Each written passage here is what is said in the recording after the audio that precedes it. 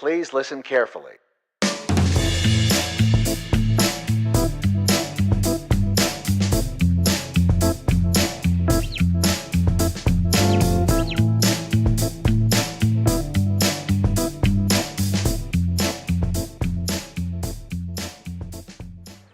Good evening, folks. Well, there's a lot been going on in the last few days, especially in politics. I was going to make a video the other day regarding the whole Cruz-Kasich alliance, the Crasich alliance, and I decided not to do it. I was going to chime in on it, but so much has happened over the last couple of days that I feel like I should say something. Really, when they did that, it kind of smacked of desperation to me. Willing to do anything to stop Donald Trump from securing the nomination, but even in their plans, they didn't follow through. I like what Donald Trump said today, that they made a deal, and then Kasich broke the deal the first day, the very first day. They announced this thing, and then Kasich is bombarded by the press saying, "Oh, so you're not going to campaign in Indiana? So are you going to give? Are you telling Indiana people to vote for Ted Cruz?" And he said, "No." No, I want them to still vote for me. I'm just not going to allocate resources in that state, and he's not going to allocate resources in the two states that we agreed to. But I'm not telling anybody not to vote for me. So it just seemed like it's a very weak alliance. It just and it does. I think that Trump using the word collude is pretty strong. It denotes something illegal. Nothing illegal was done. They just don't want him to have the nomination. And when he won the 5 states in the Northeast here with an overwhelming landslide, he won every district in every county of all 5 states, by huge numbers. Some states, I think one was 63%, one was 60, one was 54, 57, something like that. I mean, every single one of them, well over 50%. And then I've heard that not only did he win by such a large margin, but he won in every single field. So he won with women, he won with minorities, he won with college kids. The other people didn't have a shot. So I think that it's, I think it shows desperation, and it was certainly done so that they could remain in the news cycle. So then, cut to today. After Trump wins last night, Ted Cruz comes out with this huge announcement that he's going to make Carly Fiorina his running mate. Again, it was a smart move, maybe politically, but foolish in the sense that, again, it makes him look desperate, and that he's willing to do whatever it takes to appeal to more people, a broader base. He's already running on the platform that he's a staunch conservative. He doesn't get along with the people in the Senate because of his views. He doesn't believe in cronyism. And his platform is strong conservative values. Choosing Carly Fiorina, now she's smart, and I really like her, but out of all of the possible women that he could have chose, if he was specifically trying to get the woman vote, you have the governor of Louisiana, or no, I'm sorry, South Carolina. Haley, I can't remember her last name off the top of my head. But she's well liked. She does not like Donald Trump as of right now. She seems to really be a person who likes Ted Cruz, and I think she appeals to women and even middle of the road Republicans who are not, right-wing conservatives or ultra-conservative. I think she would have been a fantastic choice. As a matter of fact, I wouldn't be surprised if that's who Donald Trump gets to be his running mate. But even Donald Trump has said that this is way too early in the process. I haven't even secured the nomination. He says, I believe I'm the presumptive nominee, okay? But anything can happen between now and then.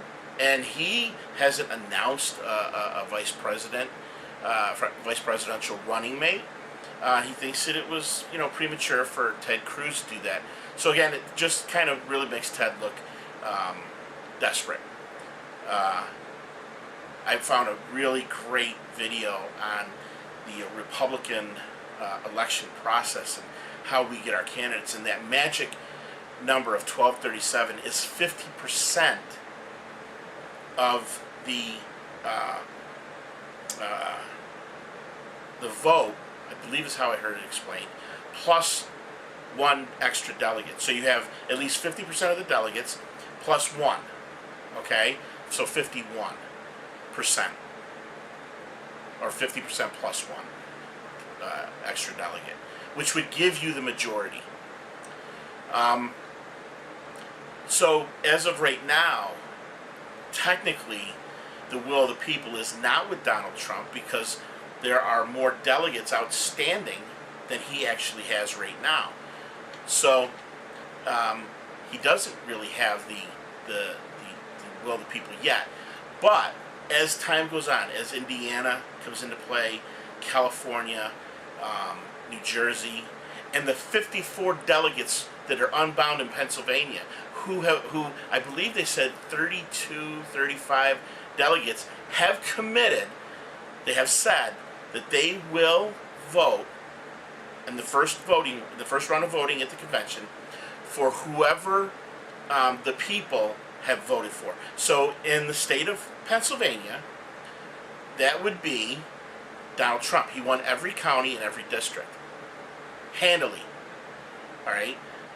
So they're going to go, at least on the first round of voting, with Donald Trump.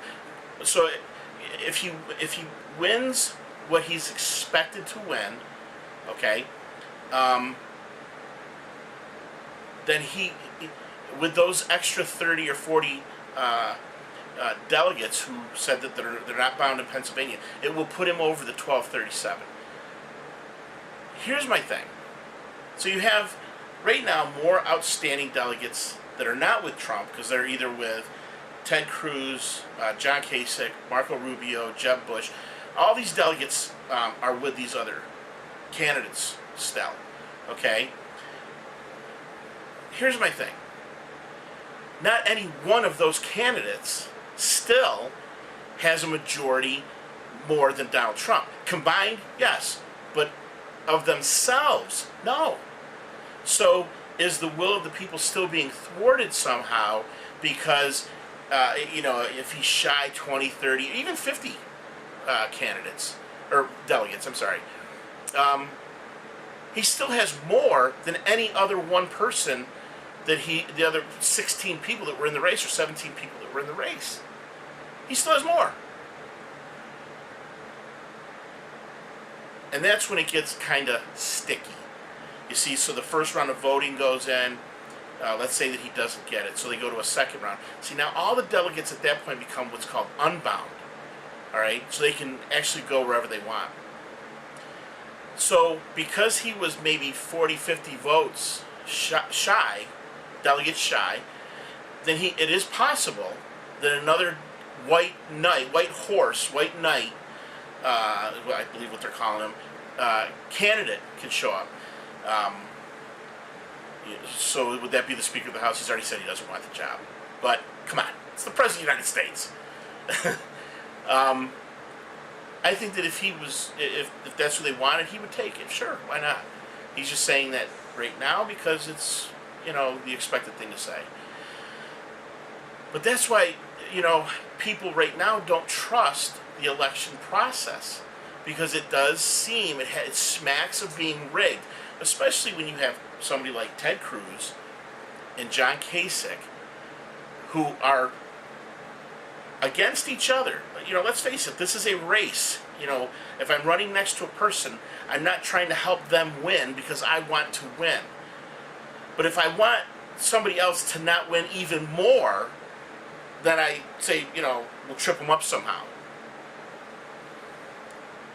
It makes the public feel like, you know, there is this thing called the good old boy system, the you know, anybody but Trump, you know, because we don't want things shaken up, we don't want the pot stirred. You know, the biggest thing with Ted Cruz, I don't trust him. He says that he's a Christian, he stands on Christian values and principles, and yet he has resorted to dirty tricks in the political process. And there is also this rumor that he has cheated on his wife. Now, he's a famous litigator who's been in front of he's argued cases successfully. He's never lost a case in front of the Supreme Court. Now, you would think that if there are people that are defaming his character, he would have a lawsuit to prove these are untrue. This is untrue. I'm faithful to my wife, and you're just trying to hurt me because I'm running for president. But he hasn't done that. So it just, even if he's innocent, it just leaves you thinking that there may be something to it.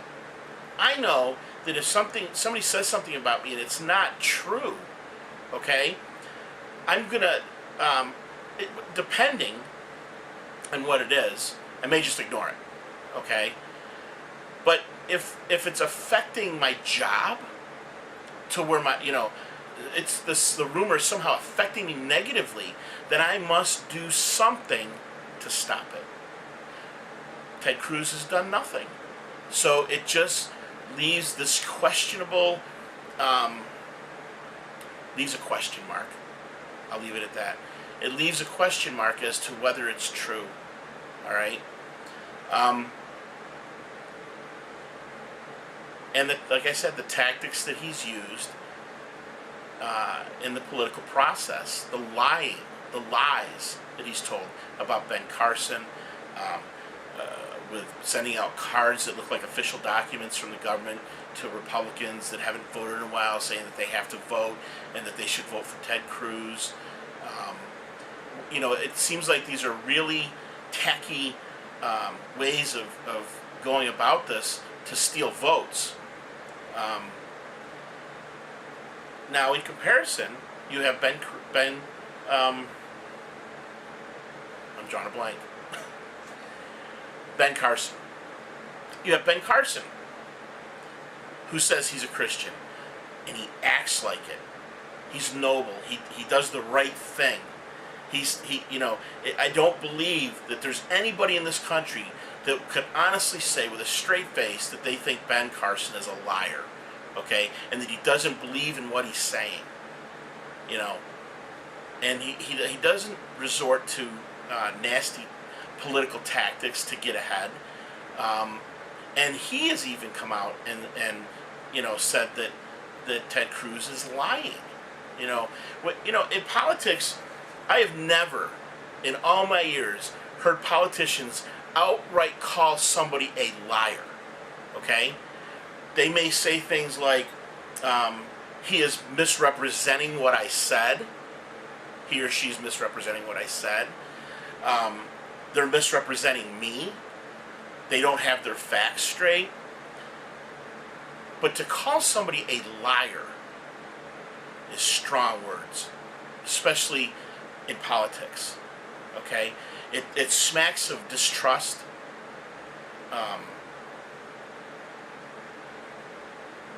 It's kind of a no-no. Now you have two people, Trump and Ben Carson, who've called Ted Cruz a liar.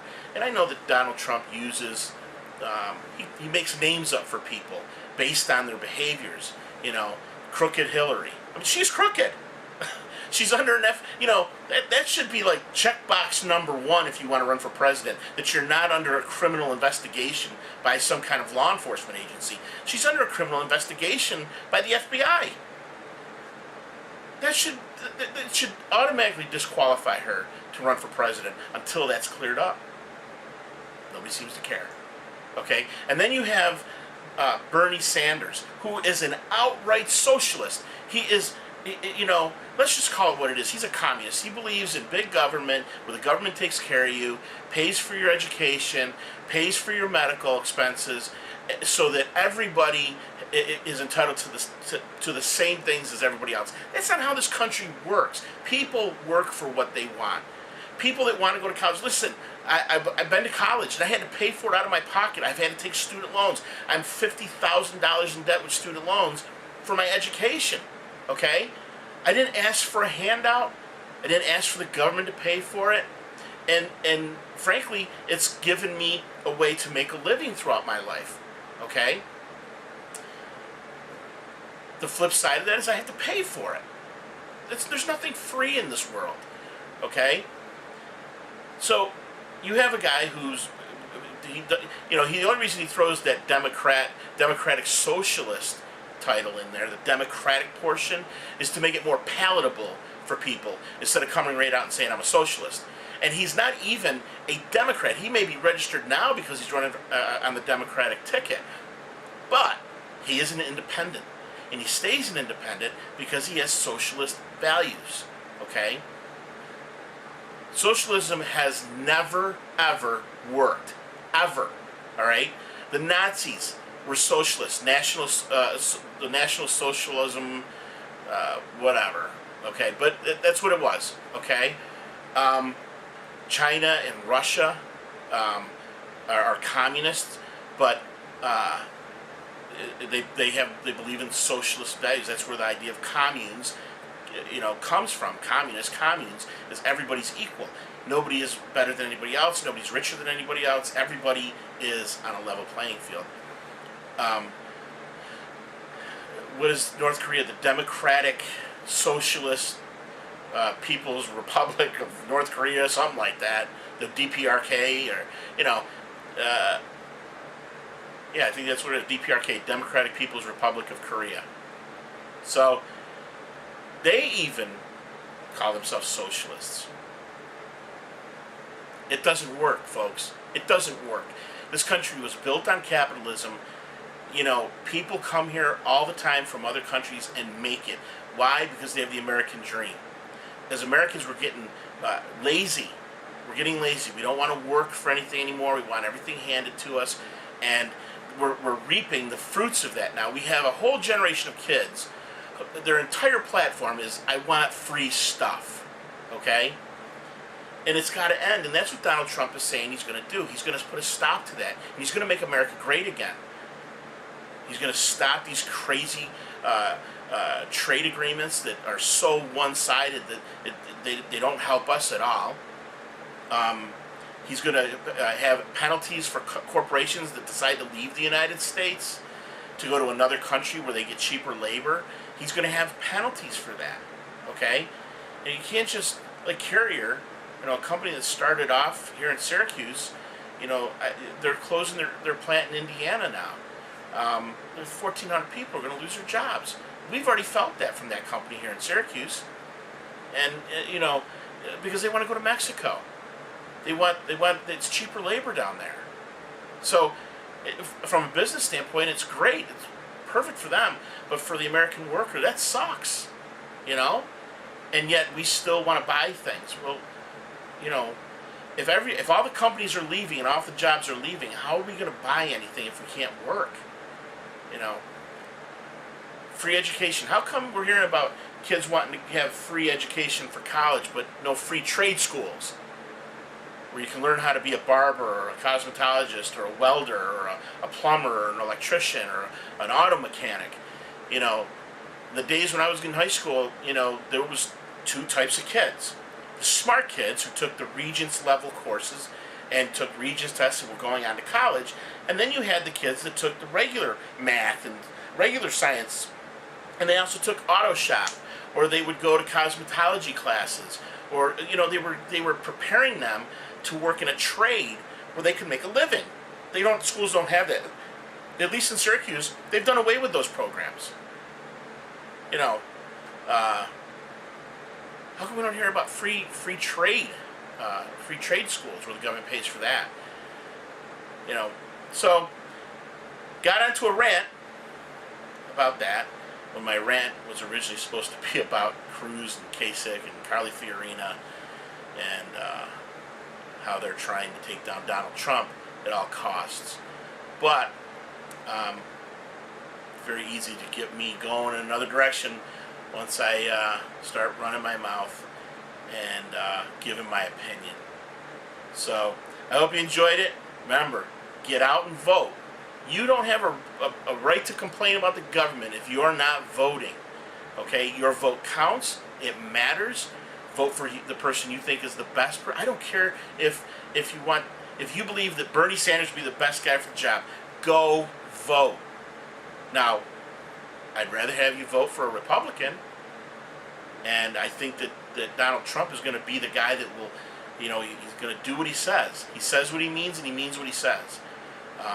But if Ted Cruz wins, I will be just as happy, because right now, of the three people still in the race, all three of them would make a better president than a Hillary Clinton, a criminal, or a Bernie Sanders, who is a socialist/communist. Okay? So, those are your choices, but vote. Vote, vote, vote. And I'll see you next time. Give me a thumbs up, give me a thumbs down, comment, let me know how you feel, and God bless.